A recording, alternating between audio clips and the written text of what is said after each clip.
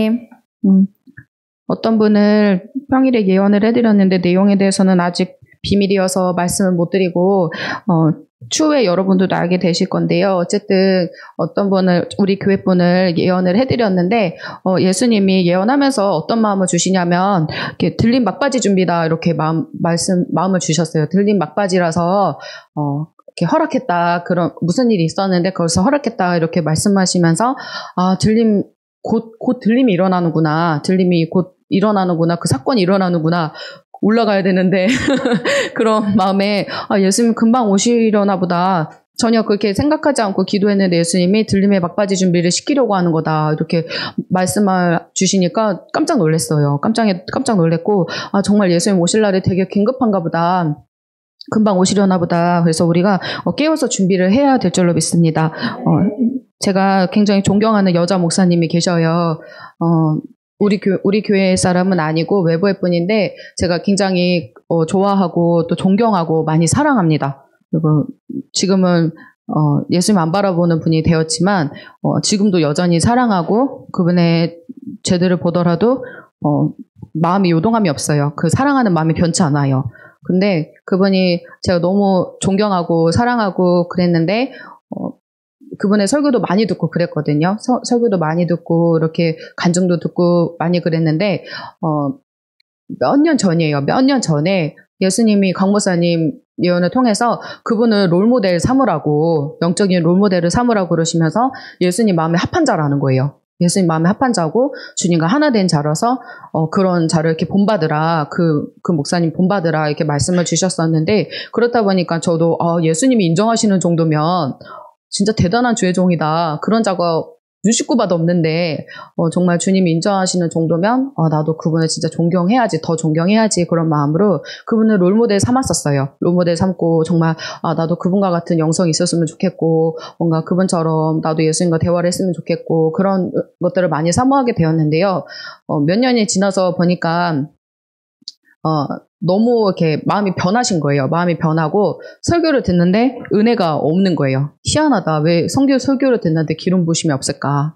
왜 임재가 안 느껴질까? 왜 그 성령의 감동하심 같은 말을 해도요. 성령이 충만한 사람이 말을 하면 그 말에 힘이 있어요. 그리고 그 말에 있어서 기름을 예수님이 부어주셔서 우리 마음을 치고 들어와요. 정말 단순한 말이어도요. 예수님 이름만 말해도 성령이 충만한 사람이 예수님 이름만 불러도 그게 은혜가 돼요. 근데 성령 충만하지 않은 사람이 청산유수의 말을 한다 해도요. 그 말이 내 마음을 치고 들어오지 못해요. 내 심령 가운데. 근데 희한하게 심령 가운데 치고 들어오지를 못하는 거예요. 희한하다. 왜 그럴까? 왜 그럴까 했는데 예수님 안 바라보고 너무 바빠서 예수님을 놓쳐버린 거예요. 관계를 회복해야 되는데 관계 회복을 하지도 못할 정도로 상태가 악화된 거예요. 그래서 그 이후로는 다시는 그분의 설교를 듣지 않게 됐어요. 그 영향을 우리가 받거든요. 그렇기 때문에 깨어있는 주의 종의 설교를 들어야지 아무 설교나 주워 들으면 우리 영이 타격을 받아요. 그래서 여러분들도 분별을 하면서 설교를 꼭 들으셔야 되고요. 저는 어쨌든 그 이후로 그분을 롤모델 삼지 않고 예수님을 롤모델 삼자. 예수님이 최고다. 그래서 아무 흠과 티가 없고 점도 없으신 예수님을 바라봐야겠다. 근데 그런 시간이 저한테도 필요했기 때문에 그렇게 또 말씀하셨던 거였다는 깨달음이 왔어요. 그래서 지금도 그분을 가끔 생각나거든요. 가끔 생각나는데 그럼 예수님한테 도와달라고 꼭 순교할 수 있게 해달라고 기도를 하고 있어요. 꼭 순교하실 수 있게, 꼭 천국만은 가실 수 있게 해달라고 예수님께 기도하고 있습니다. 예수님께서는 우리에게 두 번째로는 예수님 우리한테 먹이시는 게 쓴 약을 먹이고 맛없는 거를 먹여요. 예수님이 주는 거는 자연식이에요. 가공식품 아니고 인스턴트 아니고 피자 치킨 이런 거 아니고 정말 맛있는 달고 짜고 맵고 이런 음식이 아니고 무맛인 정말 그런 맛이 없는 먹고 싶지 않은 그런 채소를 익히지 않은 채소를 그냥 먹어야 되는 그냥 그런 것처럼 예수님이 주시는 말씀은 맛이 없어요. 그런데 우리 속에는 영양가가 있어요.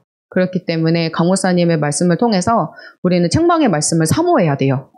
책망의 말씀을 듣고 나면요 얼마나 낮아지는지 몰라요. 그리고 예수님한테 더 집중을 하게 돼요. 다른 게 시선이 눈에 돌리던 게 이 시야가 좁아져요. 이 다른 데로 이렇게 눈이 옆에도 우리 보이잖아요. 위에도 보이고 아래도 보이는데 여기가 딱 막혀서 예수님밖에 안 보여요. 그런 책망 듣고 나면 갑자기 시야가 확 좁아지면서 내가 좁히려고 한 게 아닌데 좁히려고 해도 안 좁혀졌는데 책망을 받고 나니까 이 시야가 딱 좁아지면서 예수님한테 고정이 되는 거예요. 그렇기 때문에 예수님한테 책망을 듣기를 즐겨해야 되고 예수님한테 우리가 각자가 나 고쳐달라고 내가 무엇이 잘못됐는지 뭐가 문제인지 예수님 보시기에 안 좋은 모습들이 있어요. 내 안에 많아요. 사실은. 근데 그런 것들을 하나하나 꺼내서 다뤄달라고 소망하시고 기도하셔야 됩니다. 그러면 예수님이 말씀을 통해서든 설교를 통해서든 또 기도를 통해서든 아니면 꿈으로든 환상으로든 또 설교로든 강목사님 입을 통해서든 아니면 주위의 권사님, 집사님, 어린아이 입을 통해서든 예수님은 반드시 뭔가를 깨닫게 해주셔요. 예를 들어 어린아이가 저한테 전도사님 이기적이에요 이랬어요. 그러면은 그냥 이렇게 흘려 넘기는 게 아니라 그거 새겨 들어보는 거예요. 그러고서 내가 진짜 이기적인가? 내가 뭐가 이기적일까? 그러면 예수님 앞에서 예수님 제가 이기적이라는데 뭐가 이기적인가요? 진짜로 저 아이가 그냥 한 말이 아닐 텐데 예수님 제가 어떤 부분에서 많이 이기적일까요? 그럼 예수님이 뭔가 깨닫게 해주시고 사건이 떠올리게 해줘요. 그러면서 예수님 앞에 회개를 하게 되고 그럼 나의 이런 안 좋은 모습들 내가 전혀 인지하지 못했던 나의 이런 나쁜 모습들을 고쳐야겠다. 고쳐달라고 예수님한테 사정하고 엎드리잖아요. 그럼 예수님이 이제 하나하나 고침받게 해주시고 고치다 보면은 이제 내가 자꾸 고치려고 하면 또 보여줘요. 근데 안 고치려고 하면 안 보여줘요. 고치려고 하는 마음이 되어 있어야 예수님은 자꾸 열어서 고침받게 해주시기 때문에 우리가 고침받고자 하는 마음을 활짝 열어놔야 돼요. 그리고 연단받기를 마음을 활짝 열어놔야 돼요. 예수님을 진짜 사랑하면요. 연단받는 거 두렵죠. 물론 힘들죠. 근데 피하지 않게 돼요. 그거를 그냥 받아야지 이렇게 체념해요. 그냥 이렇게 체념하는 거예요. 그냥 피한다 이렇게 요리조리 피하지 말고 그냥 잘 받아야겠다. 피할 수 없다. 피할 수 없는 길이다. 반드시 거쳐가야 되는 과정이다. 필수 과정이다 하면서 그냥 받게 돼요. 그리고 그 두려움을 너무 사로잡으시지 않았으면 좋겠어요. 그 연단에 대해서 저는 그거 두려움을 많이 잡았거든요. 두려우니까 뭐가 이번에 또 올지 몰라. 그런 생각에 막 마음이 막 답답하고 고구마로 누워서 100개를 먹은 느낌이 드는 거예요. 그러면 이제 고구마 한 입만 먹어도 누워서 먹으면 숨이 안 쉬어지잖아요. 저 해봤거든요. 근데 해봤는데 숨이 안 쉬어지더라고요. 다른 음식은 누워서 먹어도 좀 내려가는데 고구마는 그렇게 목 넘김이 안 되더라고요. 해보세요. 한번. 감자보다는 고구마 추천드려요. 그래서 고구마를 누워가지고 먹는데 숨이 안 쉬어지는 거예요. 이게 안 넘어가시더라고요. 목이 꿀떡이 안 돼요. 그래서 고구마를 먹은 느낌이 이거구나. 근데 정말 예수님한테 연단받을 거 생각하고 앞으로 낮춤받을 거 생각하면 깝깝하고 뭔가 막 너무 무섭고 두렵고 힘들고 생각만 해도 벌써 연단은 안 받았는데 연단받기 전부터 벌써 연단 들어간 것처럼 막 힘들거든요. 근데 그럼에도 불구하고 예수님 앞에 받기를 사모하셔야 돼요. 받아야지 올라가고 받은 만큼 다듬어질 거예요. 적게 받은 사람은 적게 다듬어질 거예요. 그 예수님은 공평해요. 많이 받은 사람하고 적게 받은 사람하고 공평되게 주지 않아요. 예수님은 많이 받고 잘 받고 그래도 내가 사모하고 막 어떻게 해서든 주님 안에서 이거를 잘 받게 해달라고 간구하는 자를 더 많은 은혜를 부어줘서 잘 받게 도와주시는 분이지 안 받으려고 그런 자에게는 예수님이 어떻게 다룰 수가 없어요. 예수님 뭐라 하시냐면 예수님도 어떻게 할 수가 없다 그래요. 그런 자는. 되게 무서운 거예요. 예수님도 그냥 두고 있다는 거예요. 그냥 지켜볼 수밖에 없다. 이런 영혼도 있어요. 이 안에서도 있어요. 그러니까 예수님 안에서는 다루심 받기를 사모해야 되고 예수님 손 안에 들어가는 것을 절대 피해서는 안 돼요. 예수님이 어떻게 못하니까 사람한테도 어떻게 하지 말라 이렇게 얘기를 해요. 그냥 개입하지 말라고. 예수님도 어떻게 못하니까 손을 못 대고 있다고. 예수님 앞에서 다루심을 못 받으니까. 근데 우리가 그런 모습이 되면 절대 안 돼요. 예수님은 칭찬을 하잖아요. 우리한테 칭찬하지만 뒷면에서는 예수님이 또 이런 우리들에 대해서 걱정을 하고 있는 거거든요. 드러내지 않았을 뿐이지 예언을 할 때에도 100% 다 말하지 않아요. 70%, 80%만 말을 하고 20, 30%는 제가 감춰요. 다 말하면 시험되니까. 시험되고 그리고 그거 안 듣고 주저앉지 않고 일단 가는 게 중요해요. 주저앉지 않고 가는 게 일단 가야 되는 게 중요하기 때문에 다 말하지 않아요. 그리고 예언하면서도 제가 눈알을 막 굴리고 말을 더듬고 하는 이유가 이거를 말을 해야 되나 말아야 되나 혼자서 막 생각을 하는 거예요. 그 짧은 순간에 이거를 판단을 해야 되니까. 그래서 예수님한테 예언을 하면서도 도와달라고 이거 말해야 되냐고 말아야 되냐고 이러면서 지혜를 구하면서 하고 있는 거거든요. 그러니까 다 말을 한다고 해서 이게 유익하지 않고 다 감춘다고 해서 또 그것 또한 좋진 않더라고요.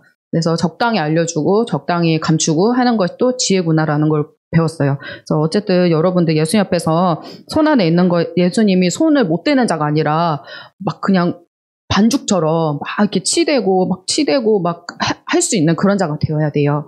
그렇게 되기를 여러분들이 각자가 소망하시고 예수님한테 고쳐달라고 기도하시면 좋겠습니다. 그리고 마지막으로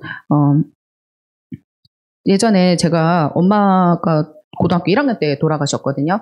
제가 초등학교 6학년 때부터 아프셨고 고등학교 1학년 때 하늘나라로 소천하셨는데 가시기 전에 예수님이 그러시는 거예요. 너 연말을 2주 뒤에 데려갈 거다. 2주 뒤에 엄마를 데려갈 거니까 기도로 준비해라. 이렇게 마음을 주셔서 그때 전 예언이 없었어요. 예언도 없었고 근데 예수님이 그냥 알려주시더라고요. 알려주셔서 이제 기도를 하기 시작한 거예요. 예수님한테 데려가 달라고. 너무 고생했으니까 이제는 천국에서 편히 안식하게 해달라. 병간호하시는 우리 할머니도 너무 힘든데 이제 데려가 달라. 이제 박기려 권사님이 4년 동안 같이 옆에서 병간호를 해주셨어요. 시어머니인데 좋은 친구가 되어 주셔서 그렇게 마지막까지 옆에 계셔 주셨거든요. 그런데 예수님이 2주 뒤에 데려간다 그랬는데 일주일 만에 데려간 거예요. 2주 뒤에 데려간다고 해놓고 일주일 만에 데려갔어요. 엄마를. 그래서 저는 한편으로는 예수님이 기적을 보여주시지 않을까. 기적을 보여주시지 않을까 이렇게 내심 기대는 했는데 기적은 일어나지 않았어요. 기적은 일어나지 않았고 예수님이 데려가셨는데 그거를 갑자기 수요일날 여기 앉아서 기도하는데 그걸 떠오르게 하시는 거예요. 엄마를 2주 뒤에 데려간다고 했는데 일주일 만에 데려갔던 걸 생각나게 하시면서 예수님이 오신다는 것도 내년에 온다고 말씀을 하셨지만 올해 오실 수도 있다. 그 마음을 주시는 거예요. 그리고 선교사님이 꿈을 꿨던 얘기를 또 하나 한다면 작년에 꿈을 꿨는데 그때는 우리가 성도가 지금처럼 이렇게 많지 않았어요. 지금보다는 적었는데 그중에 이제 초창기 멤버 3분이 꿈에 나타났대요. 선교사님 꿈에. 그런데 그때 강목사님이 그날 예배 날이어서 예배가 있는 날이었는데 강목사님의 설교로 여러분 예수님 일주일 뒤에 오실 거예요. 빨리 기도하고 준비하세요. 이렇게 말씀을 하셨대요. 강단에서. 여러분 예수님 일주일 뒤면 오실 거예요 했는데 그러고서 이제 성도들이 다 집에 간 거예요. 집에 갔는데 여기서 이제 들림받는다는 기도를 받은 분들이에요. 들림받는다는 기도를 받았던 자들이 집에 가서 예수님 일주일 뒤에 온다 그러니까 일주일 그때 임박해서 준비를 하려고 했는지 잠깐 나태해진 거예요. 근데 그날 당일에 예수님 오셨대요. 그래서 올라갈 자였는데 남겨져서 그 3명 중에 2명인지 3명인지는 몰라요. 근데 1명은 아니었대요. 저분들은 남았네 이렇게 자기가 말을 했대요. 저분들은 남았네. 그러니까 다수인 거예요. 그래서 2명 이상이 남았다는 걸 알고 그래서 예수님 오신다고 일주일 뒤에 오신다고 했지만 그날도 깨어 있었어야 했던 거예요. 예수님 오시는 그날이 언제인지 모르기 때문에 일주일 뒤에 온다고 해서 딱 진짜 일주일 뒤에 오시는 게 아니라 그전에도 오실 수 있기 때문에 늘 깨어있어 준비를 해야 된다. 그거를 말씀을 하셨고요. 여러분들도 예수님이 내년에 온다, 내년 가을쯤으로 예상한다 이렇게 할 수 있지만 저는 봄도 예상합니다. 저는 봄도 예상하고 강목사님도 봄 정도도 예상을 하고 계셔요. 그리고 혹시나 올해 오실 수도 있지 않을까 이런 염려도 하고 있어요.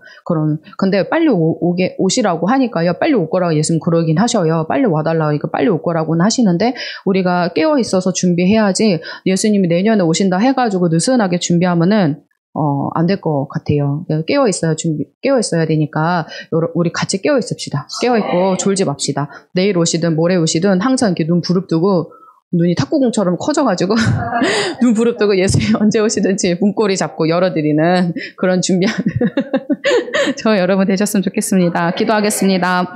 하나님 감사합니다. 고맙습니다. 우리 모두가 깨어있어서 주님 오실 날을 기대하며 준비하는 자들 되기를 원합니다. 예수님 속히 오셔서 저희들을 추수하여 주시고 저희들 모두 천년배로 따임받을 수 있도록 축복하여 주시옵소서. 예수님 오시는 그날까지 정말 빨리 익혀주시고 빨리 성장할 수 있도록 도와주시고 정말 모두가 해의 영광으로 아름다운 황금 예복 입고 다 올라갈 수 있도록 잘 준비 단장 시켜주시고 무르익은 열매 되게 하시고 잘 익은 열매 되게 하시고 맛 좋은 열매 되게 하시고 예수님 빨리 익는 과정이 있더라도 맛 좋은 과일이 될 수 있도록 도와주시고 축복해 주세요. 또한 예수님께서 우리에게 많은 축복과 은혜를 부어주고 계신데 이것에 대해서 우리가 그저 그렇게 생각하는 것이 아니라 당연하다는 듯이 여기는 것이 아니라 너무 감사하다고 날마다 너무너무 감사하다고 주신 은혜가 너무 크다 그러면서 예수님이 주신 것에 정말 다 감사할 줄 아는 귀한 신부들 되게 해주세요. 예수님을 더욱더 소중히 여기고 귀중히 여기고 더 사랑하는 신부들 될 수 있게 축복해 주세요. 감사하며 사랑 많으신 예수 그리스도 이름으로 기도드렸습니다. 아멘. 하나님께 영광.